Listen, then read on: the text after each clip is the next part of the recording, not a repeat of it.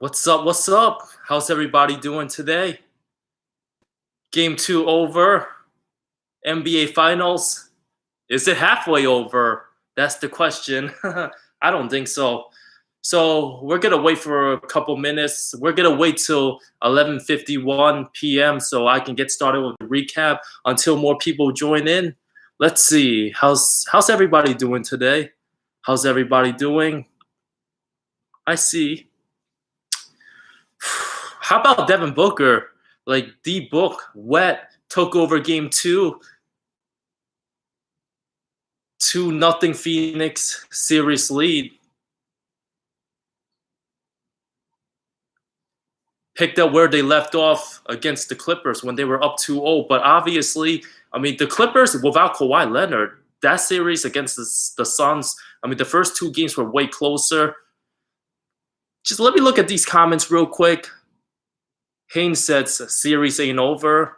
Yep, it's not over. 2 games are done. There could be 5 more to go, possibly, maybe 2 more to go. But I would say somewhere in between. Middleton getting paid $36 million for 11 points. Tobias Harris having some of those games. Okay. Drew Holiday making $30 million next season. And it wasn't his contract for 4 years. Drew Holiday's been in the league for a long time. I believe he's already in his early 30s. He might be 31 already. And he's not going to be as good in a couple years. Prayers up for Torrey Craig. That seemed like it could be a bad injury. From what I see, is very unfortunate. Like Dario Saric was out with his ACL, devastating Torrey Craig, and man, that was a tough blow. Tough blow. Abdul Nader is probably gonna have to play big minutes. Frank Kaminsky's gonna have to play more. So that's a tough blow to the Suns' depth. What's up, Eric? What's up? Hang out anytime, man. My summer's pretty flexible. I'll be in New York City and pretty nice. Today's your birthday, Deshaun. Happy birthday. Happy birthday, my man. Thanks for spending your birthday with me. I truly appreciate it. Hey there, Wilson. Do you think it would be Suns in 4? I don't think so. I think the Bucks will have a couple games in done where they're gonna perform and dominate. Okay. Appreciate y'all. So we're gonna get started in like 15 seconds. We're gonna get started soon. Once again, for those of you joining that might be seeing me for the first time, truly appreciate it. Appreciate all your support here. So, okay. Jay Crowder playing with Book after that. Jay Crowder, him and Book get along in the NBA. People talk trash, but it's a business. Players, they gotta maybe eventually play with each other. A lot of players, they like to talk smack about other guys they competing against, but once they sign with them, they cool. Like, you want to try to win games as your teammate. The NBA is a business. So let's get started. Absolute travesty was Drew Holiday and Chris Middleton. But first, let me talk about the greatness of Devin Booker. D Books killed it in game 2. Absolutely sensational effort, sensational shooting. Went 7 of 12, I believe, from deep. And he was just cooking, especially in the fourth quarter. He went 12 of 25, 31 points. Devin Booker didn't have an efficient shooting game in game 1, but the most important thing was he absolutely attacked, outplayed Chris Middleton in both games. Devin Booker's so locked in right now. He has that Mamba mentality in him. And every time it seemed like Milwaukee was trying to make a run in the fourth quarter, they had a little bit of hope. I believe they tried to cut the deficit to 5. It was 93-88, and Devin Booker just responded with a 3-point shot, and then he also responded with another triple, like I believe a few possessions later. So D Books, he's not gonna take the gas off the pedal. Like the Bucks, they try to gain some momentum. They try to keep pushing in the fourth quarter, but just like game 1, they played from behind, and it was simply just too late. It was absolutely too late. Like Drew Holiday and Chris Middleton, they both played terrible today. They can't get off to slow starts like that. Getting off to slow start against a team in the Phoenix Suns caliber who has one of the best chemistries, one of the best leaders and one of the best floor generals, and you have a closer in Devin Booker who can make shots, who can instantly get hot and close out games and score 10 straight points. I mean, you don't want to be down against that team. You want to have a good start and try to put the pressure on them, because Phoenix, they have too many weapons in the tool. Their starting lineup absolutely solid, especially with DeAndre Ayton, who absolutely dominated on the glass in the fourth quarter. He made a couple big possessions. He had a couple nice rebounds, tipped in loose balls alive, and he had a really nice block too. Like, DeAndre Ayton was a big difference maker in this game, even though he did not have the best game too. He struggled, especially for most of the first half. Like, the first half was probably the worst I've seen DeAndre Ayton play all playoffs, but he stuck to his role and he made some big plays. And when you go small, like game one, Brook Lopez was getting destroyed by CP3 or Devin Booker every time. And when Brook Lopez was out of the game and Giannis was just like stuck with like his help defense, and he was out the three-point line at times, nobody can out-rebound DeAndre Ayton from Milwaukee. I mean, it's going to be a collective team effort. I mean, Pat Connaughton, Chris Middleton, they crashed the glass, especially Connaughton. But DeAndre Ayton's 7 feet tall. Once he's down low, he's going to keep these possessions alive. And if he's battling with Jrue Holiday like that, it's just going to give more opportunities for Phoenix. And, of course, they have one of the best chemistries and have great ball movement. They know how to time manage and utilize all their opportunities.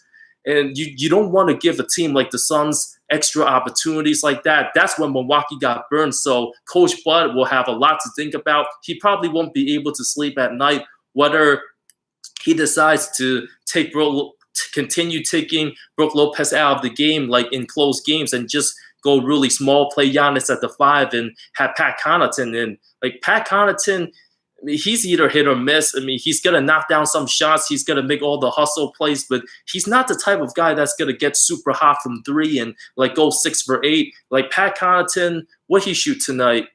I thought he played a good offensive game, and he's not an elite three-point shooter. He's an energy guy. He went 4 of 9 from 3 today, and those are some of like his best offensive games. He had 14 points off the bench, 34 minutes. He played more than Lopez, so Coach Bud decided to go small today. Lopez only played 28 minutes. He looked very slow out there, even though he had a couple rebounds. He's not better than DeAndre Ayton. DeAndre Ayton's way more mobile, way better at guarding out the perimeter guys right now. And Bobby Portis only played 5 minutes today. Only 5 minutes for Bobby Portis. So we're talking about the Suns' lack of depth, possibly with no Saric and possibly no Torrey Craig. Milwaukee, their viable bench players, Pat Connaughton, Bryn Forbes only playing 6 minutes, and then Jeff Teague, 12 minutes. And Jeff Teague, he's just way past his prime. He's no longer the Jeff Teague of the Atlanta Hawks no more. He's just a borderline NBA player, to be honest. He hasn't really given much production, and it's going to be tough for Milwaukee. If they're not going to have this much depth and Giannis playing 40 minutes and still come up with an L, Giannis played as well as he could, especially with an injured knee. Like, it's just a devastating loss that with Giannis having no help from Chris Middleton, who's making like $30 million. Jrue Holiday's about to make $30 million. Milwaukee, they adjust really slowly, but this series is not over. Even though Phoenix, they played a very good game. Devin Booker, absolutely sensational. This game reminded me of Game 6 versus the Lakers, like when Phoenix was blowing them out in the first half, and every time it seemed like the Lakers, they were trying to make a run. Devin Booker was just the silencer. Every time the Lakers narrowed their deficit to like 18, and then they were down 14, Devin Booker just drained shots like from 3, and he just silenced like the LA crowd. And this is the type of game that reminded me of what Devin Booker was able to do today in the fourth quarter. So D-Book's absolutely cooking. If there was a finals MVP right now, it's 50-50 between CP and D-Books. We still got plenty of games left. We'll see who plays well in those games. I thought CP was a little sloppier tonight. He did not have as great a performance as game 1, 23 points, 8 assists. And uncharacteristically, he had 6 turnovers. 6 turnovers tonight. It seemed like he was a little off, especially playing against Jrue Holiday. Like CP, a lot of times, like when when he can't pick up his dribble, he just stays balanced in the last minute, like out the key, and he just almost like loses his balance, but he never loses it. He gives up the ball, like CP3 making those risky decisions, like when he has nothing left, nowhere to go, when he can't pick up his dribble. Those type of plays kind of scare me, but Chris Paul, being the vet he is, he's always composed with those opportunities. But Suns fans, I'm sure, get pretty nervous for that. And like Phoenix, they just play a better all-around game. How about the sensational Mikal Bridges tonight? Mikal Bridges, the perfect 3-and-D guy, absolutely sensational. Playoff career high, had 27 points on 8 of 15 shooting from the field. And how about 8 of 8 from the line? The Suns, they're one of the best free throw shooting teams. They went 12 of 14 today. They don't miss. They literally don't miss from the line. And Bridges, he's just a perfect role player in today's modern NBA. Like the Sixers probably regret like trading him for Zaire Smith. Absolutely regret it. And I thought he should have been picked probably by the Knicks. Could have used a role player like him who was really established. But now in Phoenix, he's absolutely flourishing, just playing his role, like always at the right place at the right time, knows when to cut. And every time it seemed like the Suns were in trouble, like when Paul and Booker might be getting double teamed, and Bridges can take the ball off the dribble a little bit, and he can also throw lobs to DeAndre Ayton, so he's getting more familiar with penetrating and getting inside. Bridges is just not an outside shooter. He's just not a knockdown shooter like that. He can do multiple things. That's why he's so valuable. And Mikal's going to be the type of guy that's probably going to get $100 million contract. Like, I can see that absolutely for sure. He's been impeccable for Phoenix's success, and having those type of guys like that, as you see early in the first quarter with when Milwaukee was up, they had the momentum early on, but then when Cam Johnson came into the game, he just drains a three, splash, like instant offense like that. And that's what Phoenix is able to do. And Milwaukee, their lead evaporated just like that because Phoenix has a better bench. Campaign gave a bunch of energy. I thought Campaign, like, he was overly aggressive, and you kind of like that from one of your bench guys. He jacked up a couple shots, which I thought were bad possessions, but he played his part. He had 8 points. I thought he played a pretty decent game and helped the Suns bench have energy. I mean, Jeff Teague is nowhere near as good as Campaign right now, and the Suns bench is absolutely just dominating the Bucks bench in terms of talent and the role they played. So Cam Johnson had 8 points today. And how about Jay Crowder? Knocked down a 3 early in the game. Like, I knew Jay Crowder. Everyone knew Jay Crowder wasn't going to go 0 of 8 from the field. He played a pretty solid game, I thought. I mean, he had some fouls guarding Giannis, and he had 11 points. He had 10 big rebounds. He was boxing out, crashing the glass. So we see the rebound disparity today. It was pretty even, the rebounding category. Like, Jay Crowder played a pretty solid game. He knocked down 3 threes. Like, Crowder has his 11 points. He's always going to get between his 8 to 16 point a game, and that's the type of player he is. He makes winning plays, and he's also going to commit hard fouls and play some defense. A very scrappy guy. Mikal Bridges, sensational. And DeAndre Ayton was the Suns starter that didn't play that well. I thought he was a little off his game, a little bit out of character, and he couldn't handle some passes early on, and I just thought he looked pretty rusty. But even when DeAndre Ayton doesn't like have that great of a game, he still played better than Brook Lopez today. He still played better than Brook Lopez, and the Suns still won this game by 10. Like, the fourth quarter, it was pretty even throughout. That second quarter, like the start of that second quarter when Phoenix went on that run, Devin Booker and Mikal Bridges, the combination of those two just draining shots and the great execution. How about that ball movement play? That's one of the most beautiful possessions, like, these playoffs. Like, everybody literally touched the ball for Phoenix. Like, everybody, like, Chris Paul's going to pass it to Crowder, the other side to Booker.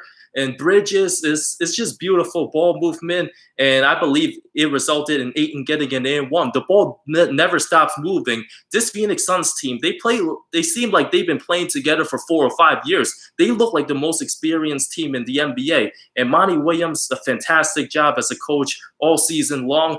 I mean, those guys, everybody knows their role. Everybody knows how to make passes. Like Bridges and Crowder, they're just not spot-up shooters. They make good possessions. They make great plays, and that's what winning basketball is all about. That possession reminded me of the perfect definition of the 2014 San Antonio Spurs team. I mean, that Spurs team, I mean, they were a thing of beauty. And MacLeod Bridges' performance, draining threes like that, reminded me of Danny Green in the 2013 finals, how he was a great 3-and-D guy. But I do think MacLeod Bridges has a little more skills than a younger Danny Green. And I do think he has the potential to one day become a borderline all-star, maybe not quite an all-star, but a borderline, but possibly, and I think very likely, be a better NBA version of Danny Green. So that's where I think MacLeod Bridges' ceiling is going to be. He's a winning player. He can start for pretty much every team. And I do believe he's going to be the type of guy that's going to be contending for many years for NBA championships. He's just that valuable to his team. So Devin Booker, sensational for Phoenix. I see some of these comments. I'm trying to pay attention. So Suns, it's a series of wrap. Now I want to talk about Giannis real quick. Like the Greek Freak, amazing game. Unfortunately, a wasted effort. That third quarter, he imposed his will on Phoenix, and he was looking like the two-time MVP. Like today, Giannis was absolutely beasting. He played only, I believe, 35 minutes in game one, played 40 minutes today. He was absolutely sensational. Like how he was just like scoring inside, and he was just going to like blow by everybody and just get and ones and draw fouls. Like Giannis was really imposing his will in that third quarter. Like if it wasn't for Giannis from Milwaukee, the Bucks probably would have lost this game by 25. Giannis was trying to do all he could in that third period like that.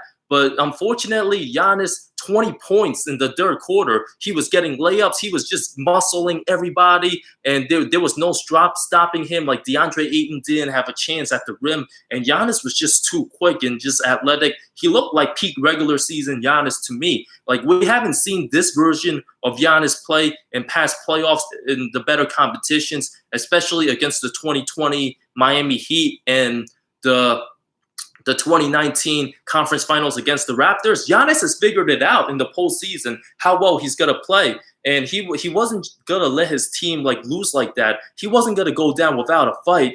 Giannis, he imposed his will. I mean, he drew a lot of fouls. And even though he airballed a free throw in the second quarter and all the fans in the arena was roasting him, I mean, he was still confident enough to not shine away from opportunities. And that's what winning players too. That's what winning players do, and that's what separates like the great players and Giannis, which is why he's a superstar and a two-time MVP, and good players but not very great players like Ben Simmons, who shines away from opportunities like this. Giannis is never going to shine away. I mean, give credit to the Greek Freak. He absolutely balled out and dominated, and this was one of his best games, in my opinion. 15 of 22 from the field. Yes, he did shoot 5 threes, and the Suns dared him to shoot. I personally don't like Giannis shooting threes or any 20-footers. Like, Giannis is just such a beast, like, offensively. Like, when he gets it inside, he's probably the most dominant force in the NBA today once he gets the ball down low because he's so quick and long with it. And even if DeAndre Ayton, if he can't stop him, there's nobody that can stop Giannis. Like, any big men in today's NBA have no chance against the Greek Freak down low. He's just too quick with his steps and the long strides, and in transition too. Like, Giannis opened up the game with a dunk going coast to coast and just jamming it. And he really played his heart out. I mean, you can tell, obviously, there were times when Giannis fell down and there was minimum contact and he was grabbing his left knee. So it seems like that's an issue.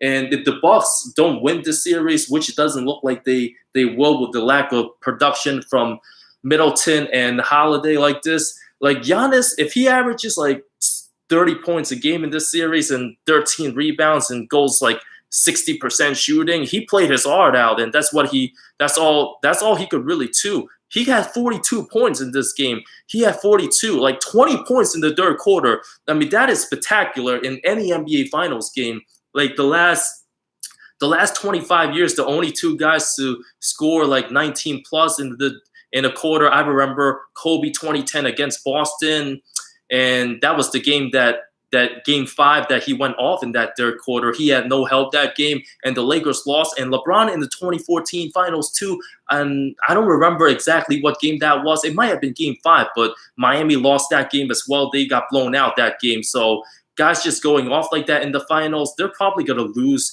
Like Isaiah Thomas had 25 points on 1 foot. He had an ankle injury in the 88 finals of game 6. And as great as Isaiah Thomas was, he lost that game. And Giannis lost that game today. You can go off and try to drop 40. Like, we've seen guys like step up like this when their teammates are not hitting shots. Like Giannis's performance reminds me of tonight, like what LeBron James did in the 2015 finals. But I mean, his teams, like, if they're not producing and the teammates are not going to hit shots and no one's going to be out there and, like, drop 20 for you, I mean, you're going to be in a lot of trouble. Like, that was one of the biggest wasted performances we've seen. Like, we've seen Steph Curry do this. Like, Steph Curry went off in, I believe it was game 3 of the 2019 finals when he had 47 points. He was, like, hitting everything. He was carrying Golden State, but the Dubs didn't have enough, and the Bucks absolutely, like, they were not that good today. Not that good at all. I mean, PJ Tucker, like, he's going to do all the grunt work. He's going to do the dirty work, but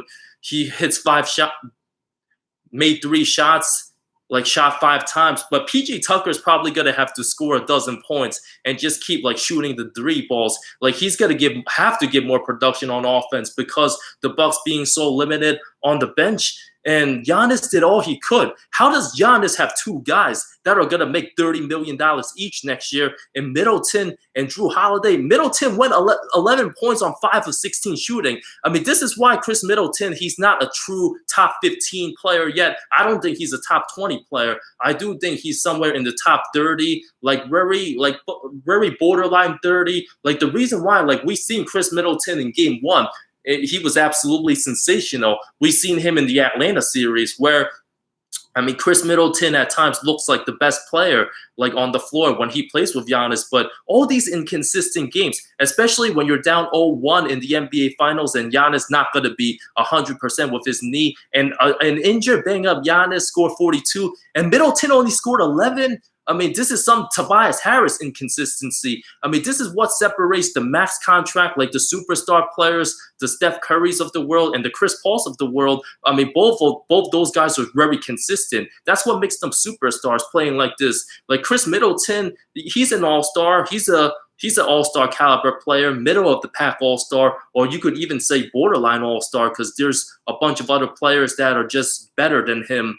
So, but 11 points, that's just not good enough to win, especially against a team like the Phoenix Suns, where if Devin Booker or Chris Paul, each of them can go all out and drop 30. So Chris Middleton did not play a good game. Like, he just didn't have it tonight. And if he's not going to have it in game 3, if Chris Middleton doesn't show out in game 3, I do think the Bucks were probably going to lose, because Giannis played as well as he did, especially being injured. Chris Middleton absolutely needs to step up. He needs to show what he's really made of. He's been unpredictable and inconsistent. Like, that's the thing about Chris Middleton. And that's been the problem with the Milwaukee Bucks for Giannis. Is Chris Middleton a good enough second option to get Giannis over the hump and win his first championship? It doesn't seem like it right now. Middleton has disappeared in many playoffs in the past too. Against Toronto in 2019, he wasn't that good. I mean, he played well in 2020 against Miami when Giannis went down, but some of the other games he was just subpar, and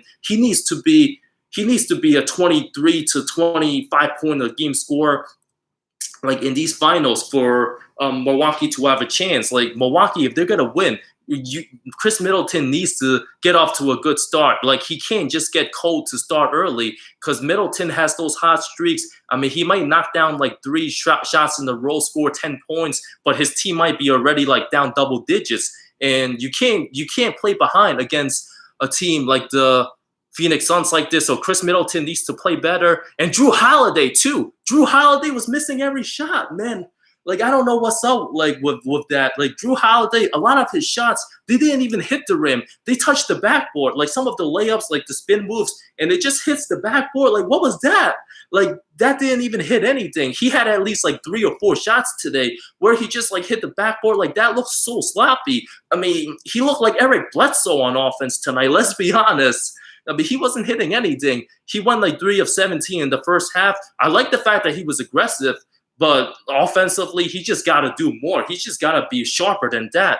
And Drew Holiday's been a hit or miss. Like, he looked like an all-star player against the Hawks in that series. He was absolutely sensational. Against the Nets, he looked okay, and he looked okay at times. He looked okay, but Drew Holiday just simply needs to play better.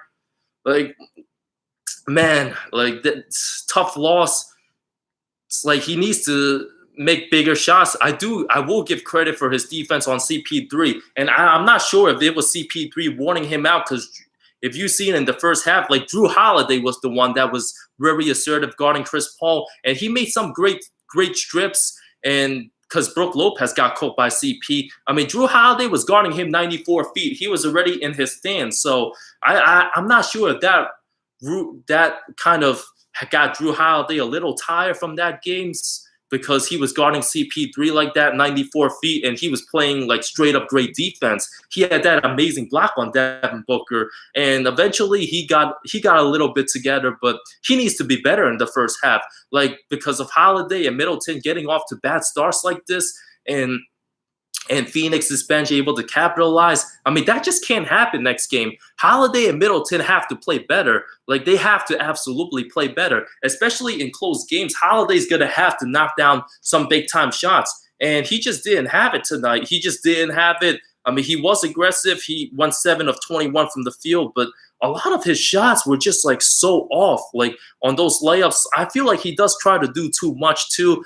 But if Chris Middleton's not going to do much, and he's only going to score 11 points, and Brook Lopez not going to play a lot, where else is the offense going to come from? Drew Holiday just needs to be a little better. I like when he's aggressive and trying to make plays, but he's got to hit some shots. Like, if Milwaukee wants to win the series, because Phoenix, DeAndre Ayton's not going to play this terrible in Game 3. He's going to have a bounce-back game. You know that. And Chris Paul, he had a pretty solid game. Devin Booker had a great game. So, like, Drew Holiday and Chris Middleton, they got to play better. They just really got to.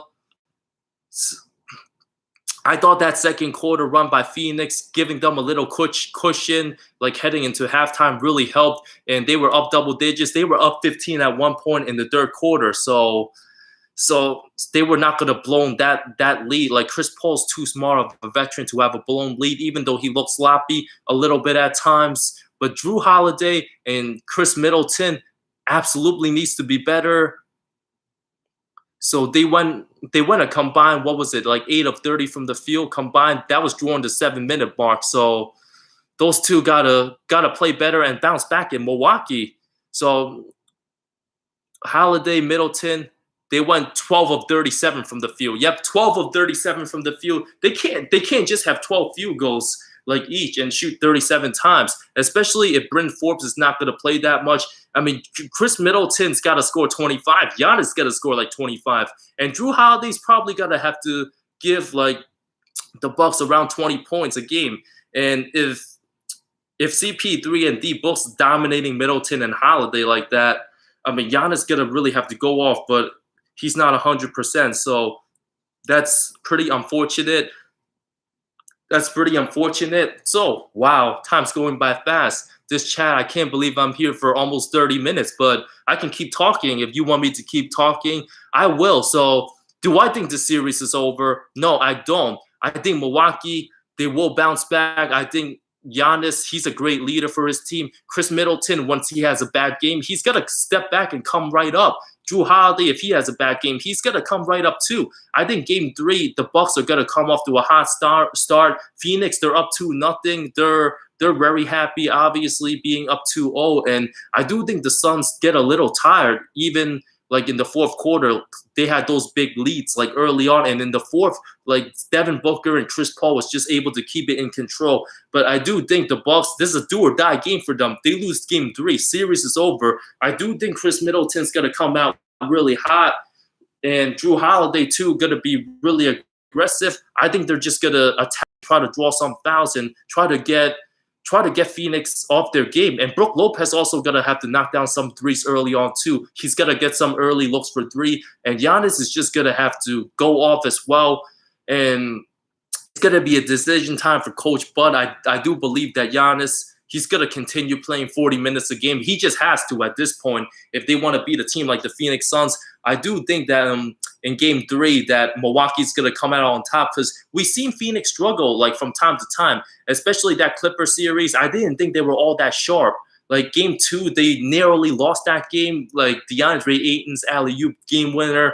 I mean, that was sick. They only won that game by one, given no CP3. But the Clippers also took the Suns to 6 without superstar Kawhi Leonard. And I thought Phoenix looked very passive in Game 3 against the Clippers. Paul George cooked them. And Game 4, they won that game, but that was pretty ugly. That was very ugly, and that was very low scoring. And Phoenix also lost at home in Game 5 to the Clippers. Like once like a team executes and knocks down threes, and what the Clippers was able to do against the Suns and some of those like those 2 wins, I do think Milwaukee's gonna have to come out on top, and they just gotta knock down some shots. Like they gotta knock down some shots. Like the Bucks, they were a great 3-point shooting team in the regular season, but if Holiday's not an elite 3-point shooter, Brook Lopez didn't knock down any 3 today. I mean, PG Tucker's got to have to knock down multiple threes, get the crowd going. Chris Middleton's got to do his mid-range pull-up. And I do think that the Phoenix, like, they're absolutely beatable for Milwaukee. The question is, are they going to get off to a good start in Game 3 at home? That's the most important thing, because if they come from behind and they try to play behind against Phoenix, and then you have CP3 taking it under control like that and balance the offense, and Phoenix having DeAndre Ayton crashing the glass, like diving for loose balls, giving his team extra opportunities. Like the Bucks cannot afford to make those mistakes and come out flat to start. Like in the third game, if the first half is close and Milwaukee's within 5 points, I do think like they're gonna win that game and play really, really hard. But Coach Bud Light, he's light compared to Coach Monty. Coach Monty's obviously way better than Coach Bud. I do think the Bucks will still have a chance to win Game 3 and 4. But the question is, are they gonna win both games at Milwaukee? I think Milwaukee, I do believe that Milwaukee's going to win one of those games like at home. I think they're going to win Game 3 and come out playing. And I do think one of those games is also going to be a toss-up because Phoenix is a really good team on the road. They're a sensational team on the road. I mean, their last 3 series wins was closed out on the roads. They destroyed the Lakers Game 6 on the road, came out on fire. They destroyed Denver on the road in Game 4, blew them out. And they also destroyed the Clippers. So I am still going to predict that the Suns are going to win in 6 games, and I do think that they're going to close the series out in Milwaukee. I still say Suns in 6, but it's possible that it could be Suns in 5. Very possible, especially if Middleton and Holiday doesn't show up. I mean, if there was no Drew Holiday and the Suns still, if the Bucks still had Eric Bledsoe, I would definitely say Suns in 4 or even 5. So, but I do think Drew Holiday's going to perform better at home. Like he was great in Game 3 against the Nets. He hit the go-ahead game-winning layup. So that was a very important possession. And Drew Holiday has proven time and time these playoffs that he's been reliable. He's been able to knock down shots, especially Game 7 in Brooklyn. I mean, the Bucks wouldn't be in the finals right now if it wasn't for Drew Holiday knocking down that timely 3 in Game 7 against the Nets. Drew Holiday was every bit as valuable in that game, and we've seen what he's made of. So I don't believe that he's gonna slack at home. I don't believe Chris Middleton's gonna slack. They're gonna have some bad games. They're hit or miss at times, but I do think come desperation time, especially seeing how well Giannis played, those role players, like there's without a doubt, I do think they're going to step up. But Phoenix, like Chris Paul, Devin Booker, I mean, they're going to step up too. CP3, he's trying to chase his first ring, like 16 seasons in the league. CP3's he's not going to take a break. He's going to be tough, and he's going to try to get his team going. I think Game 3, the Bucks will win when probably a close one. I'll do a recap after that game too, but it'll be very interesting to see what goes on and what happens. So these were some of my takes for my Game 2 recap. Now I'm going to go to these comments. I haven't looked at them, so I'm scrolling. CP3, a top 5 point guard if he wins a ring this year. I do think he will be. I do think you said Suns in 5, Kingslayer 9797. Okay, I see you. 1974 championship. The Celtics beat the Bucks. That was the last time the Bucks got to the finals. That was Kareem Abdul-Jabbar. So that was a great series. So let's see. Bucks not ready. Suns had to fight Clippers tooth and nail. Yeah, I'm looking at these comments, just reading them. Suns are way better than the Bucks. I mean, yeah, they play better. Like one thing about Milwaukee that they really lost that many people don't talk about him, Donte DiVincenzo. He was a great energy player. I mean, he's really underrated too. He crashes the glass, he plays hard, and he's a knockdown three-point shooter. He's better offensively, in my opinion, than Pat Connaughton. And DiVincenzo's very athletic. He could have given the Bucks like a really nice lift, energy, and it wouldn't have been Pat Connaughton taking those threes because we've seen Donte DiVincenzo knock down 4 or 5 threes. Like him and Mikal Bridges, they were teammates at Villanova, and both guys were just really good. They know their role. I mean, they do all the dirty work, and they make the winning plays. And at times, they can score 20 plus too. So they're both very, very good NBA players.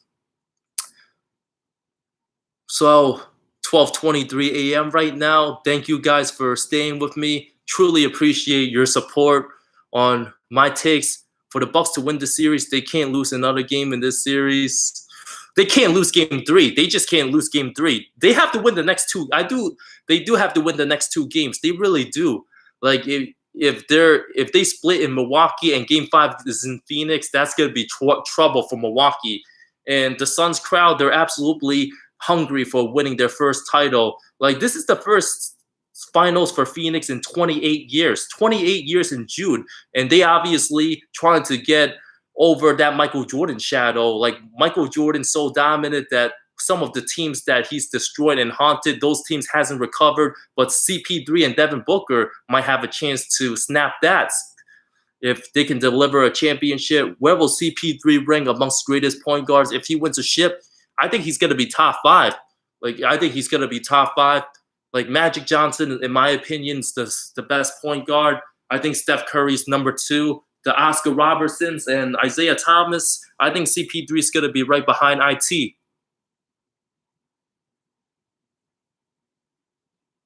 You're a Spurs?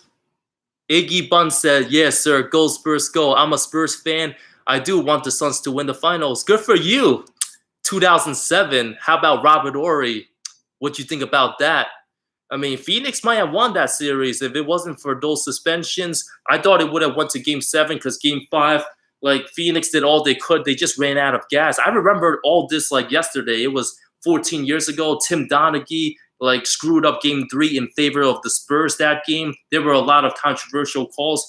In Game 4, like Boris Diaw, Amari like got off the bench a little bit and they had to get suspended. That was messed up. That was messed up. And then Game 6 in San Antonio, Tim Duncan just destroyed everyone.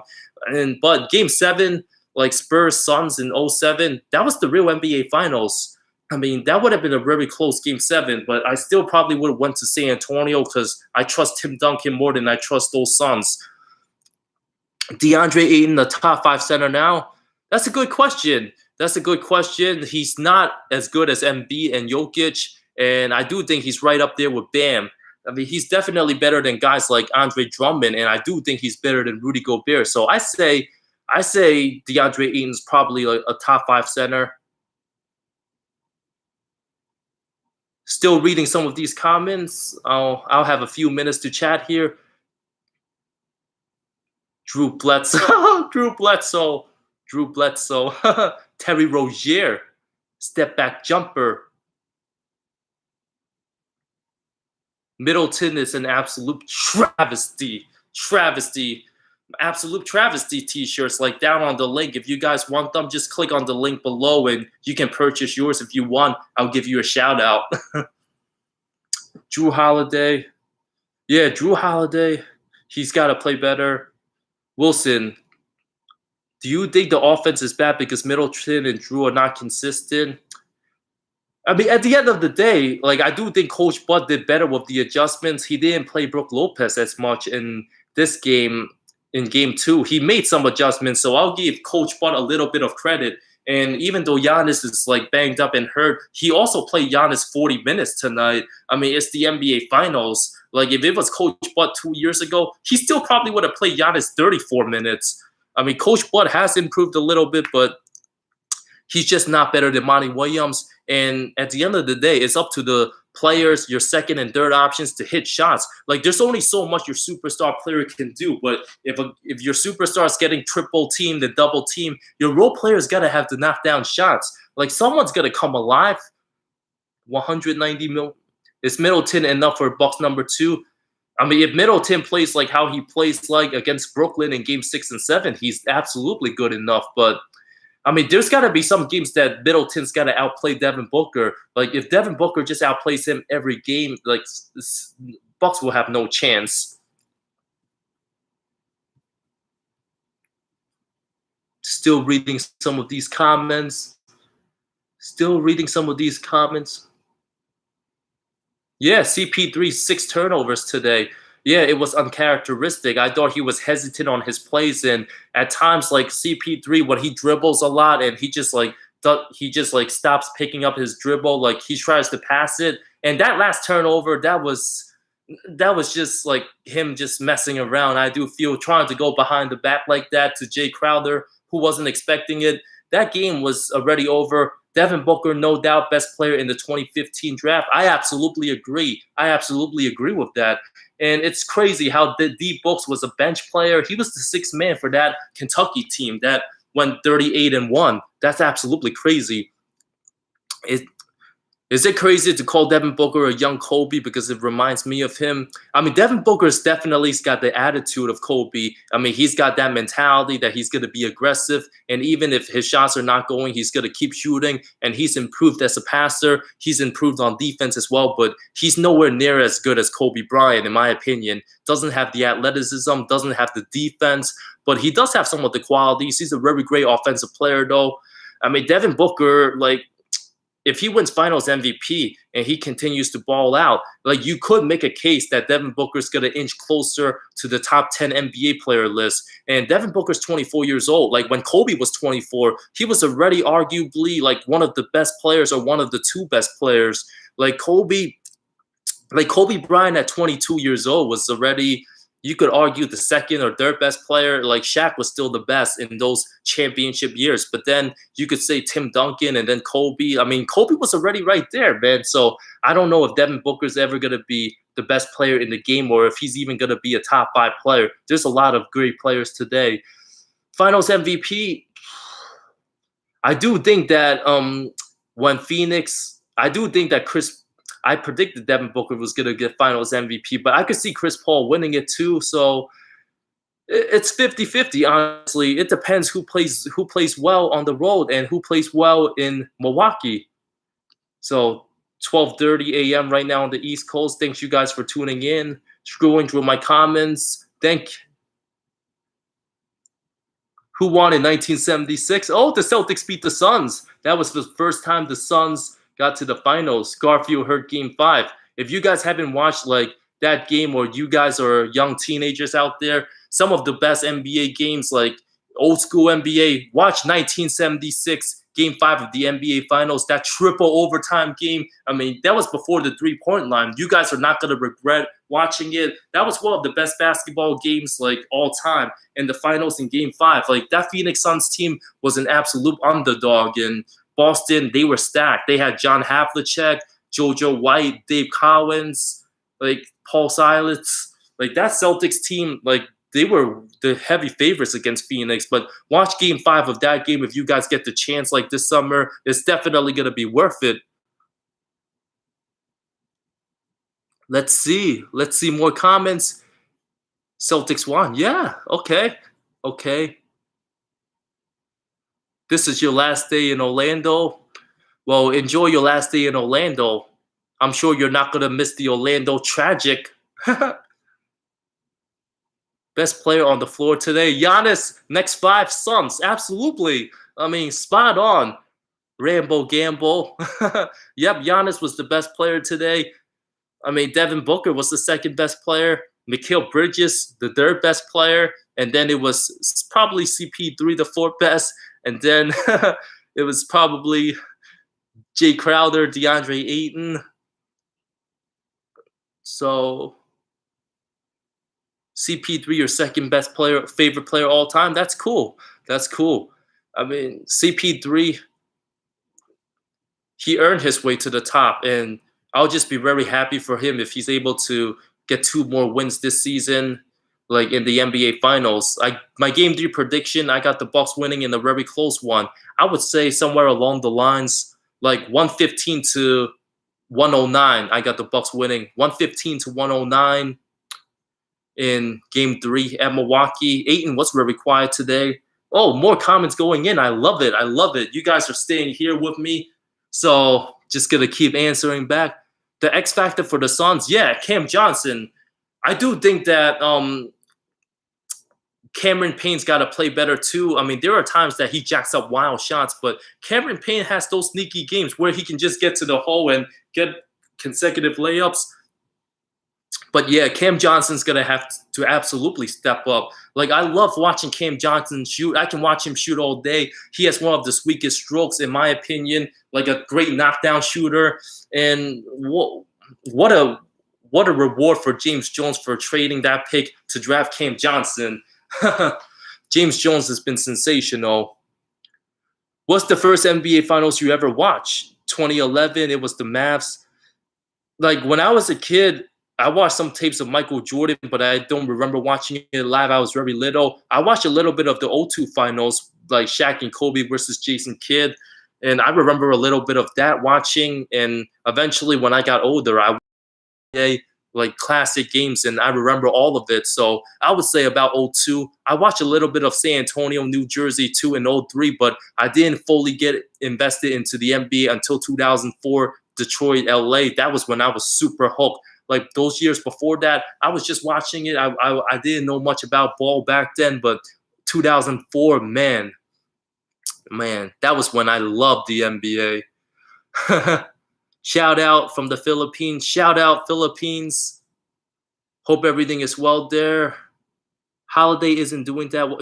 Holiday's doing good off defensively, but is his defense him being committed so much on that end, like making his offense look bad? Because a lot of his shots were super awkward and off balance. It was just hitting the backboard. Like he's just gotta play better offensively and knock down shots. Middleton, an absolute travesty in Game 2.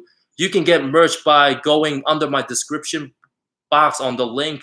Like it should say absolute travesty t-shirts, and just go to the link there so you can like order it on the website once you see. I would pay you to be an NBA announcer. Thank you, Baka. I appreciate that. Appreciate that. Greatest power forward of all time, Duncan or Dirk? That's not even a question. Like Tim Duncan, of course. Like, you serious, man? Of course it's Tim Duncan. The first finals you ever watched, 2015 or 2016. Oh, that was 6 years ago. So you're probably pretty young. Have you ever played NBA 2K4? Was it Ben Wallace on the cover, or that was 2K5? Or was that, no, I don't know if it was either live. I can't remember, but I know Vince Carter was in the cover for one of those games. I remember playing like 2K5 and 2K6. Those are the good old days. But back in the day, NBA Live was where it was at. And obviously right now it was 2K. Shout out from Michigan. Hopefully your Detroit Pistons do better with the #1 pick, Kate Cunningham. I think Devin Booker will have a better career than Donovan Mitchell? If Devin Booker wins this championship, if he wins Finals MVP, I'm not sure if Donovan Mitchell can get to that. Like, winning a championship is hard in the NBA. You need to have great teams, and Donovan Mitchell and Devin Booker, they're right in the same class. Like, both are phenomenal players. Both are really, really good. Who's CP3's best teammate ever? James Harden, I would have to say, but apparently those two don't really get along, so that was unfortunate. I thought if CP3 was still in Houston in 2020, they wouldn't have traded Capella, and I thought they would have competed really with the Lakers. They might have really won the championship with CP3 in 2020 with Harden, but they just didn't get along. That's unfortunate. I mean, if CP3 wins a title this year, James Harden better ball out for the Nets. Like, imagine if James Harden is the one that's preventing Kevin Durant from winning a title in Brooklyn. That would be an absolute travesty on his part. James Harden's got to play better in the playoffs. Like, he can showboat in the regular season and average 40 in a month, but if he's not going to win a championship, what's the point of that? Like, You play to win championships. I mean, that's what the truly great ones do. And James Harden has yet to do that. And James Harden, he's going to be 32 in, I believe, a few months. So he better elevate his game. He's could have been with Team USA right now, but because of his injury, now he's out in Paris for Fashion Week. But James Harden, he's got to win a championship next year. There's no excuses for Brooklyn, obviously. Like this season, he was injured. Shout out to my boy, Eric from Long Island. Diehard Knicks fan right here. I'm sure you're proud of your Knicks. They had a great season, but let's hope that they get better guys. Let's hope. Knicks fans hoping they can get Damian Lillard. That's a slight possibility, but it could be possible. Finals MVP, I predicted Devin Booker. I'll stick with him, but it could be either between Booker or Paul. If it was Milwaukee, it's probably going to be Giannis because Chris Middleton played like that today. And definitely not Holiday. It's going to be Giannis if Milwaukee wins. Like, Giannis is going to have to average 35. He's going to have to like dominate like how Michael Jordan used to do it in the early 90s if Milwaukee wants to have a chance. Like, Giannis going to have to activate prime Shaq mode to have a chance. He has to put up prime Shaq numbers in the finals if Milwaukee's going to come back. And if he's going to try to get Ayton in foul trouble, get Crowder in foul trouble. Because the Suns now, without Torrey Craig and Saric, I mean, if the Suns get in foul trouble, like they're gonna have to play their deep in the bench guys. And Giannis has been drawing fouls and he's been assertive, but he's gonna have to do more of that. Like prime Shaq shot 39 free throws in the 2000 finals in one game. And how many did Giannis shoot tonight? I'm sure he shot 18 free throws. Okay, Giannis drew a lot of fouls, shot 18 free throws. He's going to have to continue being aggressive, but is he going to be able to sustain this level of punishment, getting fouled because of his knee injury? I mean, there is a lot of wear and tear, like people just like hacking the hell out of you like that. Like prime Shaq was like 330 pounds, and there's like two guys fouling him. There were 7-footers, 280 fouling Shaq. And I mean, Shaq was so strong. Is Giannis going to be able to sustain all those contact and still be able to be fresh, like in close games like that? Because it does wear on you, like after a certain time. And Giannis is not as big as Shaq, but he's going to really have to draw fouls. So, who wins in the Game 7? The 96 Bulls or 2017 Warriors? It depends on the rules. If it was today's NBA rules, then obviously Golden State would have the advantage. But if it was playing under the 90s rules, more physical and hand checking, I do think the Bulls will slow them down. And Dennis Rodman will just out hustle Draymond Green and get every loose ball. And the Bulls are going to play it slow. And Ron Harper, great defender. I think he could do good on Curry. It was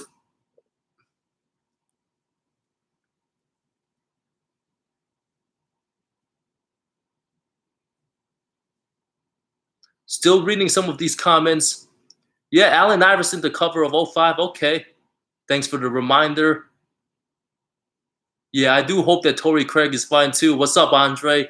Yeah, they do need an extra guy to give quality minutes. It's going to be Abdul Nader and Frank Kaminsky. Like Frank Kaminsky, I don't see him fitting in the finals, like in the rotation. I mean, he looks a little bit uncomfortable. He played like 4 minutes in game 1, and he just didn't look good. Like he just didn't play that much in the playoffs. And Saric and Torrey Craig, like let's hope Torrey Craig's okay. We don't know the status of his injury yet, so let's hope he's okay. How good can I do a how good was Jerry Sloan video? I mean, Jerry Sloan did pass away last year, and I talked a little bit about him. In my previous videos, I talked about how Jerry Sloan was one of the best defensive players all time. So I believe he made like 4 defensive first teams, if I'm not mistaken. Kevin says James Harden was the reason OKC never won as well. Well, Sam Presti didn't want James Harden and give him extra money, so that's too bad. That's too bad. James Harden wasn't good in the 2012 finals. I mean, he averaged 12 points a game. I hope Westbrook wins the championship one day. It's tough.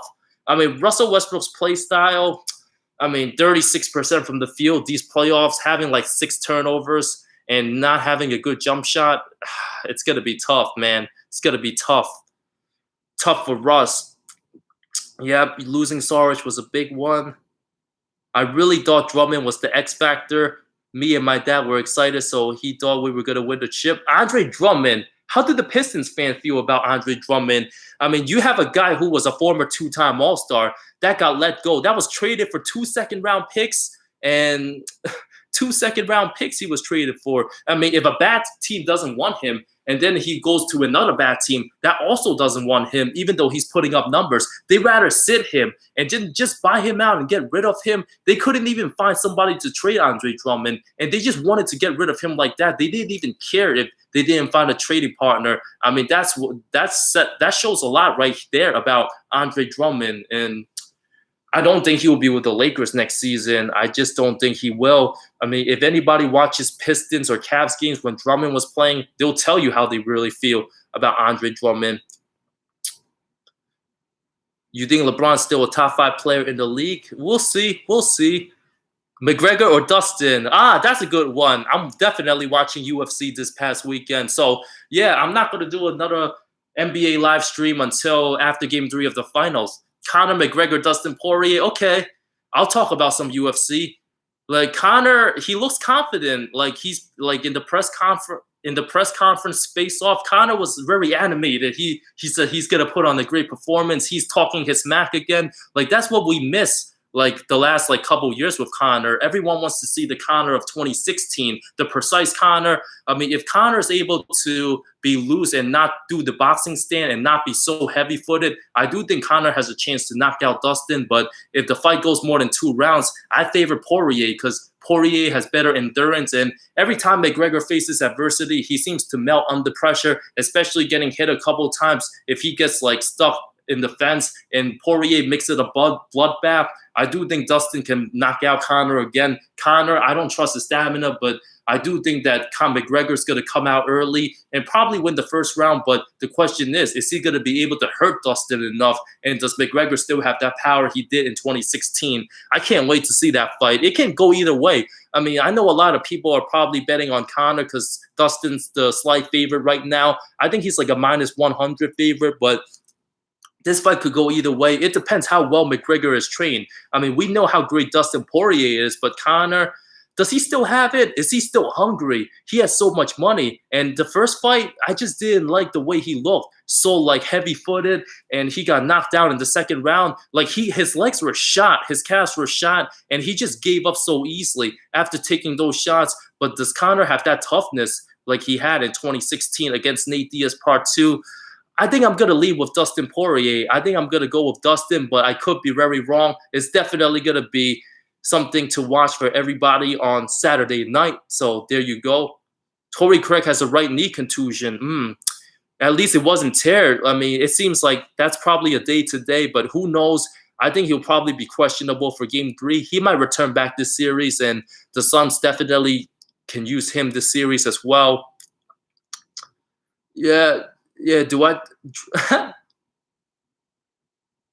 Dustin wins his chin. Dustin only got knocked out twice. I mean, he got knocked out by McGregor in 2013, and he got knocked out by Michael Johnson. But Dustin Poirier does have a great chin. You see the shots that he took from Dan Hooker. Dan Hooker was giving him some heavy shots, in that fight, a year and a half ago. And Dustin ate those shots, too. I mean, Dustin Poirier took shots from Justin Gaethje and still able to finish him in the 4th round. I obviously do believe that if this fight goes more than 3 rounds, I think it's going to be Dustin Poirier. Because Dustin, once he smells blood, he's just going to attack and there's no stopping him. I mean, Dustin keeps the pressure on. And McGregor, he fades later in fights. And especially we've seen it in that Nate Diaz second fight. Even though Conor won that fight too, the last 2.5 rounds, I mean, Conor was looking at the clock. He was kind of moving a little bit, hoping this fight was going to be over. But Dustin Poirier is not going to lift Conor off the hook. So we'll see. But I think I got Dustin Poirier winning this fight. But I won't be surprised if Conor McGregor gets a knockout. It's going to be interesting to see how good. Who are the top 5 in the NBA? I'll give you my top 1, Kevin Durant. Okay, so I'm going to stick around here until for another minute or so.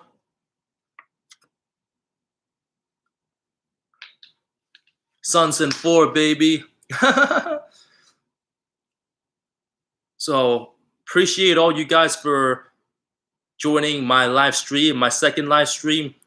It's an honor to share my NBA knowledge and just give you some of my takes and entertain you with my NBA history knowledge. I watch a lot of basketball over the years, remember everything. So you guys have one quick NBA question for me. I can just give it on top of my head.